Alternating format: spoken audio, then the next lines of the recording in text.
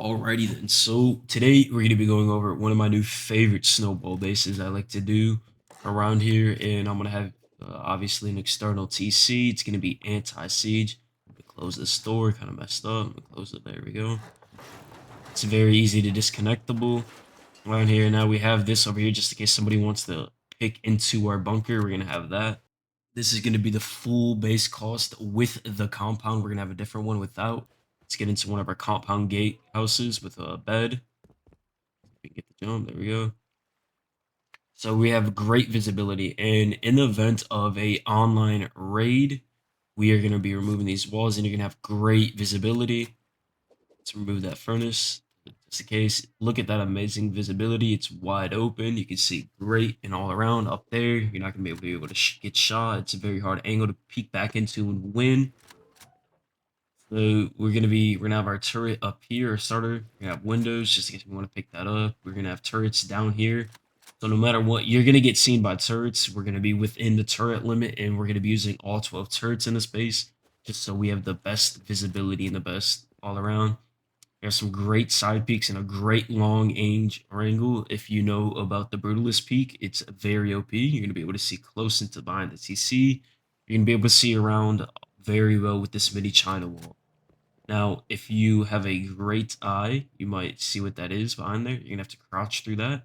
Now, see, the compound doesn't have to be breached for it to be a great brutalist peak, because you're gonna be able to see over that furnace. So you kill somebody and you're gonna want to loot them real quick. All you gotta do is do this simple jump on the furnace, and you're up and over just like that.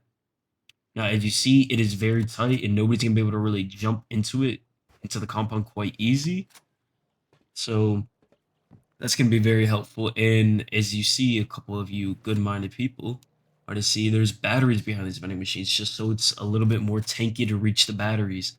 Now you can sheet metal behind it, and right here we're going to have a 4-box loot room. It's going to be symmetry by 2, just so it is easier for for onliners to reach your loot. If you just want to put them there, it's really easy to seal. All it costs is a triangle, and if you upgrade it, now we're going to be going into our suzu towers to show you how easy it is to get to it. Jump up here. You're going to have great visibility behind the TC. You're just going to be able to see all around angles. Let's say you kill somebody. It's really easy to get down from the suzu and right into the action. Now, with these beds, it doesn't matter how many you have. You just kind of need it for the jump up, so you could use ramps to have great peaks everywhere.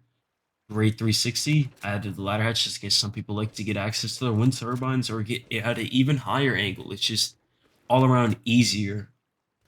Now we're gonna go back to the ground. Keep jumping up, showing you these other turret pods with SAM sites. It's just another good thing to see if there's raiders on the roof or little pesky nakeds just all around. Has really good angles to show you that the whole base is covered with like turrets. So there should be no blind spots. All right, let's actually get into the base. Got a nice little airlock right there. We're going to be using this to the best of our ability to have a little good starter angles that are going to be really good. That's for watching above or below. We're going to be using this mixing table as a jump up, but it's also symmetrical by 2. Let's go to the other side. Like I said, it's symmetrical by 2. We're going to be climbing up into it. Right here is going to be our furnaces. So if raiders happen to blow this wall right here, you're going to have another angle now able to shoot raiders and shoot back. Now, you might want to put a reinforced glass window. We're going to be having another vending machine bunker. As you see, there's a locker right here, and if they raid through that, they're going to have to hit a vending machine. We got some E furnaces for nowadays. Everybody has to have E furnaces, no matter what group size you're in. Shut this door. We're gonna have a little bunker right here. Now, yes, the bunker is very easy. I would not recommend upgrading it to high quality because you will be able to see through the twig. I kind of fucked up with this. I had to remove door. Bunker was kind of a little messed up because there was a little piece of wood hanging. That is the only reason why this is still there. Whenever I destroyed the twig, I'll show you how I had wood on both sides. Let's remove it, and the bunker removes whenever the wood is not on the opposite side like this. You're gonna actually be able to see how it removes. Just had to remove the piece of wood, part that held it up. It doesn't matter which side you do. I probably recommend having the wood on the right side and no wood on the left, just so you can make the bunker a little bit more clean and look a little bit easier.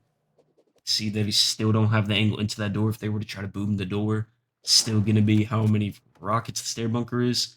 Now it's gonna be kind of easy to get into it. You're gonna place these windows just as another section of security. I'd probably place 3 furnaces there in the early stages, then make it into a loot room. You get the TC left, and now I would also place another 3 furnaces in here if you just need a mass-produced metal, because that early game metal and the early game sulfur is very important. Got nice little boxes, three little bags. We got our tier 3. We got a 8 box loot room behind us.